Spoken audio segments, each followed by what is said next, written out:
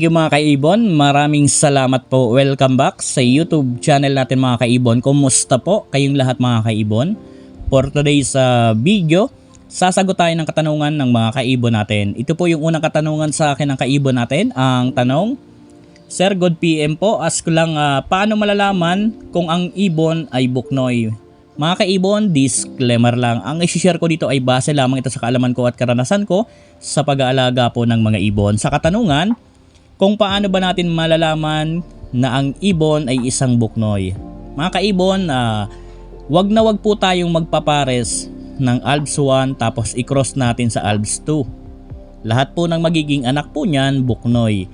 Yung tinatawag nilang buknoy, Alps 3 kung tawagin, wala po yan similya mga kaibon. Hindi po nagagamit sa breeding. Kaya po mapapayo ko, lalong-lalo sa mga baguhan na nag-aalaga ng mga ibon, wag na wag po kayo magpapares ng Alps 1 tapos i-cross nyo sa Alps 2 dahil sayang yung ibon. Kumbaga halos dati mapapansin natin yung mga nagkaroon ng ganito na alaga, pinapakawalan lang sa kung saan-saan, kumbaga hinahayaan na lang nila kasi nga hindi naman magagamit, tapos yung mukha parang pinaghalong Alps 1 tapos Alps 2 kagaya ng nasa picture. Kaya mga kaibon, wag na wag po kayo magpapares ng ganyan na Alps 1 i-cross sa Alps 2 dahil po buknoy yung magiging anak. Kawawa naman at sayang dahil hindi naman natin mapapakinabangan, hindi naman magagamit sa breeding. So kung ang purpose mo pet lang, kahit na siguro para sa akin, wag na po, wag nyong pagparisin ng ganyan at huwag kayong magparami ng ganyan. Marami ng ibon ngayon na talagang abot kaya. Solid na Alps 2, solid na Alps 1. So doon na lang po kayo mag-focus ng pagparami. Wag na po kayong mag-breed ng ganyan. So ang buknoy yan po nasa picture. Ganyan po ang mukha. Galing po yan sa Alps 1 at Krenos sa Alps 2. Yan po ang nagiging anak. Hindi po nagagamit sa breeding dahil wala naman po yung similya. So yan po ang unang katanungan sa atin. Pangalawang katanungan sa atin mga kaibon, present idol kaibon, sana mapili mo tong comment ko po. Meron akong back to back Lutino, basal pa po, 2 clutch na po. Sila, ang problema after mangitlog ng hen, di na po naglimlim. 2 beses na po. Ano kaya ang problema? Na di naman po maingay at di din daanan ng mga tao yung pinaglalagyan ko ng kulungan nila. Nakakapanghinayang lang po kasi behavior na po kaya ng hen yun. Maraming salamat po.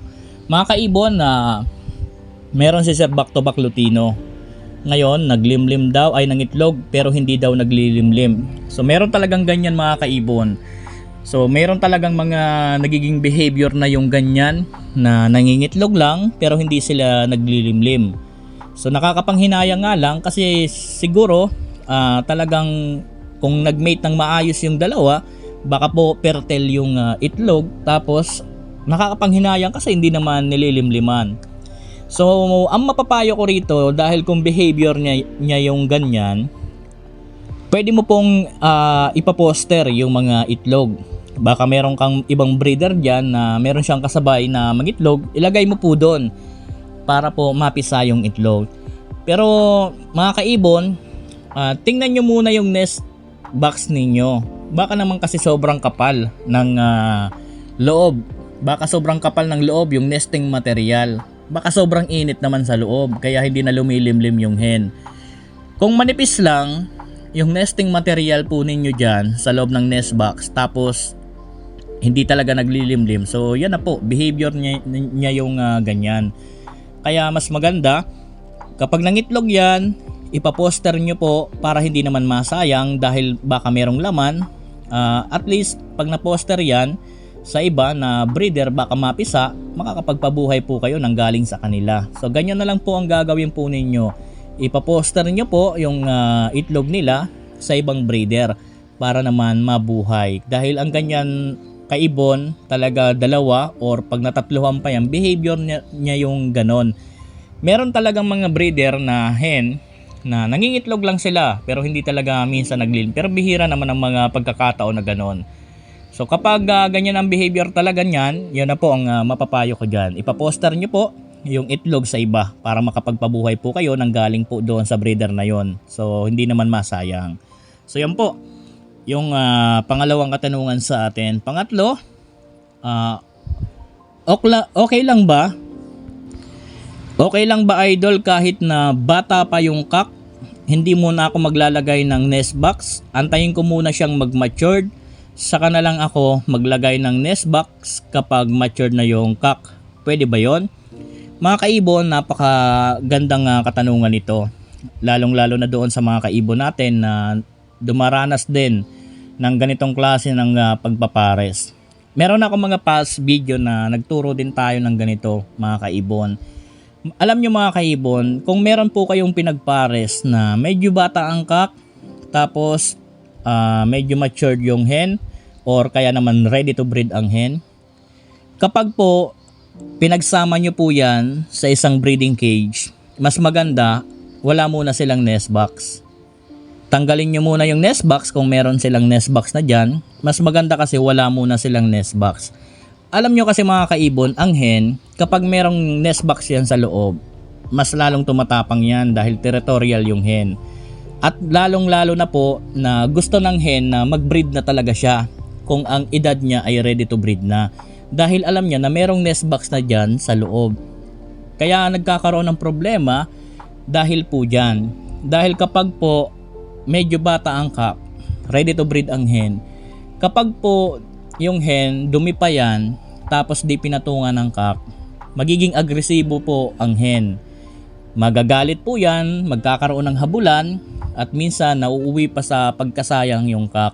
Kaya po mga kaibon, kung meron po kayong halimbawa na pinagpares na medyo bata ang cock, matured yung hen, tanggalin nyo po yung nest box para po mag-bond lang sila at maging solid po yung bonding ng dalawa.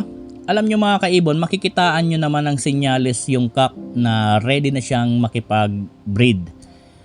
Kapag kasi habang nag-matured ang cock, kapag yan nakitaan mo na sumusubo na sa hen, tapos minsan paikot-ikot na sa perch, tapos kinakamot yung ilong, tapos minsan sasampa na doon sa hen, isa na yan sa senyales na yung cock ready na rin sa pagbibreed. Kapag palaging nakikita mo na nagsusubuan yung dalawa, tapos ganyan na nagsasampa na minsan yung cock, dyan nyo na po ilagay yung nest box at lagyan nyo na rin ng nesting material. So ganyan po ang dapat ninyong gawin. So tandaan, kapag bata pa ang cock, medyo matured ang hen, dapat wag mo nang lagyan ng nest box para hindi maging agresibo ang hen at hindi magmadali sa pagbibreed ang hen. Kapag wala kasi silang nest box mga kaibon, napakaganda niyan kasi magbaban yan. Talagang habang nagmamatured yung cock, magiging solid yung bonding ng dalawa. Hindi na po kayo mahihirapan sa pagbreed sa kanila kapag nasa breeding age na yung cock. So once again, tandaan mga kaibon, makikitaan nyo naman sila ng senyales, lalo na yung cock. Kapag yung cock palagi na siyang sumusubo sa hen, minsan gusto nang pumatong sa hen, yan na po ang senyales na pwede nyo nang ilagay yung nest box nila para makapag-breed. So doon sa mga kaibon natin na baka meron kayong ganitong senaryo na naglagay kayo sa breeding cage ng cock sa hen, ngayon hinahabol ng hen yung cock, hirap parisin, tapos yung breeding cage nila meron ng nest box sa loob, so baka pwedeng i-adjust, tanggalin nyo yung nest box, hayaan nyo muna silang dalawa na mag-bond, baka sakaling magpares ng maayos. Kapag nagsubuan na, sinusubuan na ng cock yung hen, saka nyo ibalik yung nest box para makapag-breed. So ganyan po muna yung mga step na gagawin po ninyo. Kung meron man kayong pinagpapares na medyo bata ang cock at ready to breed ang hen, or kaya naman baka meron kayong nabili na kapag nilagay ninyo dyan sa breeding cage, nag-ahabulan, nag-aaway. So ganyan po ang gawin nyo, tanggalin nyo po yung nest box. So hanggang dito muna yung video natin. Sa mga kaibon natin na nagtanong, sana po nasagot ko ng maayos ang katanungan po ninyo. Maraming salamat po. Happy birthday sa ating lahat. God bless po sa ating lahat mga kaibon. Thank you po.